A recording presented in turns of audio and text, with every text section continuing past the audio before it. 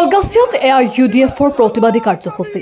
কলগাছিয়াৰ পৰা গুৱাহাটী জনতা ভৱনলৈ যোৱা পথত কলগাছিয়া আৰক্ষীয়ে আটক কৰে প্ৰতিবাদকাৰীক। মন্দিয়া সমষ্টিৰ আৰু বৰপেটা জিলা কমিটিৰ উদ্যোগত UDF দলৰ আজি মন্দিয়া সমষ্টিৰ কলগাছিয়াত UDF দলৰ নেতৃত্বত তীব্ৰ প্ৰতিবাদ সাব্যস্ত কৰে। চৰচাপৰি মাটি পাট্টা আৰু এৰাবিক শিক্ষকৰ নিযুক্তি দাবীত কলগাছিয়া চাৰিআলিত প্ৰতিবাদ সাব্যস্ত কৰে।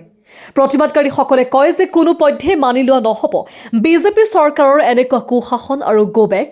বিজেপি চৰকাৰ হাই হাই, হিমন্ত বিশ্ব শৰ্মা হাই হাই, হিমন্ত বিশ্ব শৰ্মা মুৰ্দাবাদ। বিজেপি চৰকাৰৰ হিটলাৰী শাসন নচলিব, বিজেপি চৰকাৰ হুঁচিয়াৰ, UDF জিন্দাবাদ আদি শ্লোগানেৰে কলগাছিয়াৰ পৰিৱেশ উত্তাল কৰি তোলে প্ৰতিবাদকাৰীসকলে। ইফালে কলগাছিয়া চাৰিআলিত চকৰ পৰা বাছ ৰখাই আটক কৰে UDF দলৰ নেতা কৰ্মী। গুৱাহাটী জনতা ভৱনলৈ যোৱা পথত কলগাছিয়া আৰক্ষীৰ প্ৰায় 50 জন দলীয় কৰ্মীক আটক কৰে। News desk report, Samaguri live. BJP চৰকাৰে আমাৰ মানুহক এতিয়ালৈকে মাটিৰ পট্টা দিয়া নাই।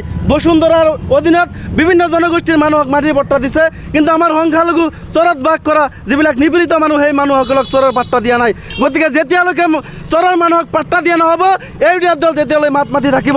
বিজেপি চৰকাৰক সকীয়াই দিছোঁ, ভৱিষ্যতে এনেকুৱা ধৰণৰ পৰিকল্পিতভাৱে যাতে ৰাজনীতি নকৰে বিজেপি চৰকাৰক সকীয়াই দিছোঁ। তেওঁলোকে সকলো সময়ত কয় সম বিকাশ সম অধিকাৰ কথা কয়, তেওঁলোকে সবকা সাথ সবকা বিকাশৰ কথা কয়, কিন্তু কাৰ্যক্ষেত্ৰত মুছলমানসকলক য'তে পায় ততে অন্যায় অত্যাচাৰ কৰে। গতিকে তেওঁলোকৰ বিৰুদ্ধে আমাৰ দিছপুৰ চলৰ কাৰ্যসূচী আছিল, কিন্তু অসম চৰকাৰৰ পুলিচ বাহিনীয়ে ভেৰণীয়া গুণ্ড বাহিনীয়ে আমাক ইয়াত আটক কৰিছে, আমাক যাবলৈ দিয়া নাই।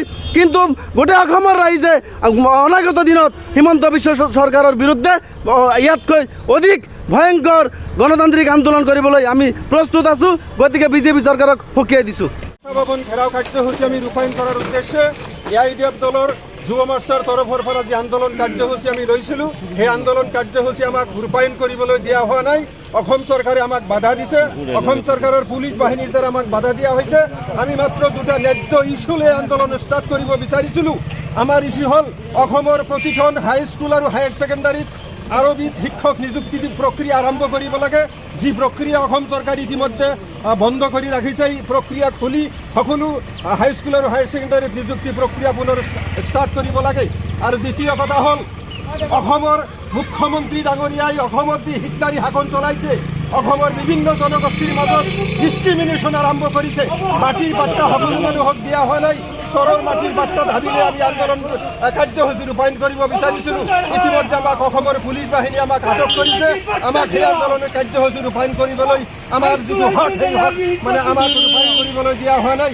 গতিকে আমি অসমৰ মুখ্যমন্ত্ৰী ডাঙৰীয়াক বিনম্ৰভাৱে অনুৰোধ জনাইছোঁ যে আপুনি গণতান্ত্ৰিক আন্দোলনক কেতিয়াও নস্যাৎ কৰিব নোৱাৰে। অসমৰ প্ৰতিজন ৰাইজৰ দাবী আছে, মাটিৰ পট্টা অধিকাৰ পোৱাৰ তেওঁলোকৰ ন্যায্য দাবী আছে, ন্যায্য অধিকাৰ আছে। যিসকল মানুহ অসমৰ বুকুত 100-150 বছৰ ধৰি যি মাটিত বসবাস কৰি আছে, সেই মাটিত আজি বসুন্ধৰাৰ দিনত তেওঁলোকে মাটিৰ পট্টা দিব খোজা নাই। বিভিন্ন জনগোষ্ঠীৰ মানুহক মাটিৰ পট্টা দিয়া হৈছে, কিন্তু চৰাঞ্চলত মানুহক কিয় মাটিৰ পট্টা দিয়া হোৱা নাই? এই ডিছক্ৰিমিনেশ্যন আমি অসমৰ জনসাধাৰণে সহ্য নকৰোঁ। আমি গণতান্ত্ৰিক উপায় আন্দোলন কৰি থাকিম, আৰু এই আন্দোলন আমাক মাটিৰ পট্টা নিদিয়া পৰ্যন্ত আমাৰ গণতান্ত্ৰিক আন্দোলন অব্যাহত থাকিব। গতিকে আমি অসম চৰকাৰক সকীয়াই দিছোঁ, আপুনি গণতান্ত্ৰিক সন্মান জনাওক। গণতান্ত্ৰিক প্ৰত্যেকজন নাগৰিকৰ গণতান্ত্ৰিক অধিকাৰ পোৱাৰ ৰাইট আছে। গতিকে আপুনি সেই ৰাইট দিয়াৰ কাৰণে প্ৰস্তুত থাকক। আপোনাৰ এই হিটলাৰী শাসন জাৰ্মানৰ হিটলাৰৰ দৰে এদিন বিচ্ছিন্নভাৱে নিপাত হৈ যাব।